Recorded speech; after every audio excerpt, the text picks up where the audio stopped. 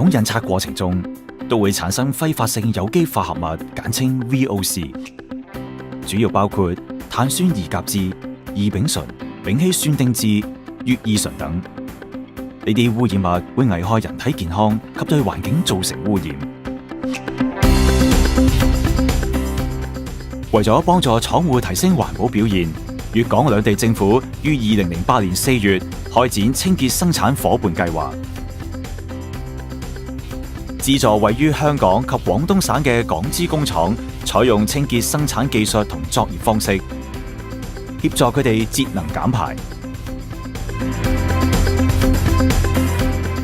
東莞呢間印刷工廠從事各類紙張及紙盒印刷業務。喺一啲處理工序上，例如絲印、上光油、印刷表面 UV 處理過程中，油墨、溶劑、清潔劑都會釋放揮發性有機化合物 VOC。為咗改善空氣質素、提升員工嘅工作環境，以及適應環保法規嘅要求，我哋必須得改善 VOC 有機廢氣處理嘅設施。我哋於是申請咗清潔生產夥伴計劃資助，改用廢石吸附、轉輪濃縮及催化燃燒組合工藝設施，以減少印刷工序產生嘅 VOC 排放，同埋創造更清潔嘅環境。工廠現時採用呢套廢石吸附轉輪濃縮及催化燃燒組合嘅工藝設施嚟處理有機廢氣。原理係將車間大風量低濃度有機廢氣經過前段預處理、高效過濾後，由風機加壓送入廢石轉輪進行吸附濃縮。經過吸附過濾後嘅廢氣送入煙囪達標排放。廢石轉輪係持續緩慢轉動嘅，分為兩個區域：吸附區同脫附區。吸附區負責淨化。當轉輪轉入脫附區後，由小風量高溫熱風，通常係攝氏180至200度嚟進行熱風脫附。脫附落嚟嘅小風量高濃度廢氣進入後續催化燃燒焚燒設備氧化處理。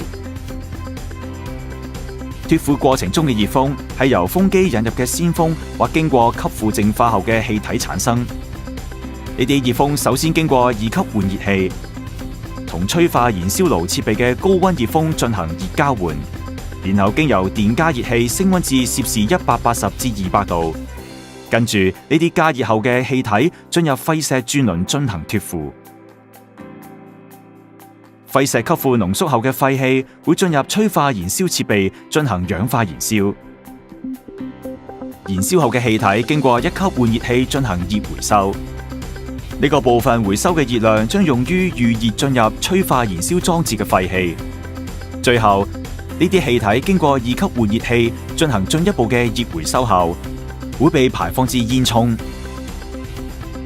我們項目投入服務後，工廠每年可以減少 VOC 排放量約6.7噸，去除率達93%。清潔生產夥伴計劃為我們提供的減排方案，有效減少了 VOC 排放，提升了工廠的環保及成本效益。如果想了解更多關於清潔生產夥伴計劃嘅資訊，可以從以下途徑查詢。